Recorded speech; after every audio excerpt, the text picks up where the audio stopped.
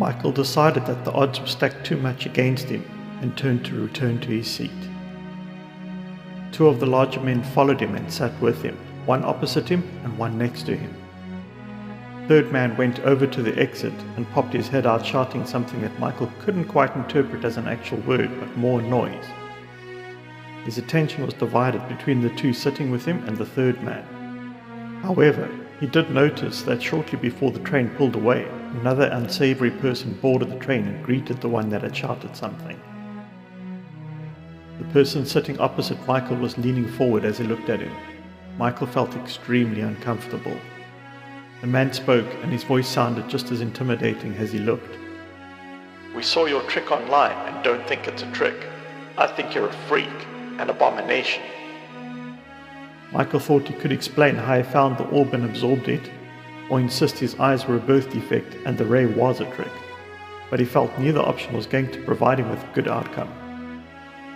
Instead, he remained silent and waited for an option to present itself. "Lost your voice?" The man asked, appearing even more intimidating. The man next to him adjusted his posture to face Michael more. Allowing him a brief glance at the other two, he noticed they were just standing talking, however conveniently placed blocking access to the aisle. The train reached the next station and a few people got off the train. He was unsure how many were still left on the carriage, but did notice that nobody boarded. He also heard the one that originally popped his head out of the train made another scream. This one sounded a bit more of excitement, yet Michael felt this was not going to end well for him. As the train pulled out of the station, the person sitting opposite him attacked him, as did the one sitting next to him. Michael attempted to defend himself as best he could. They ended up pulling him into the aisle, and the others joined in kicking him.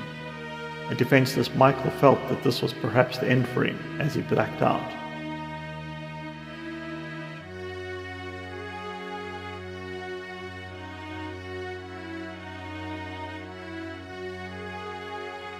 His body was screaming out to him in agony as he came out of unconsciousness.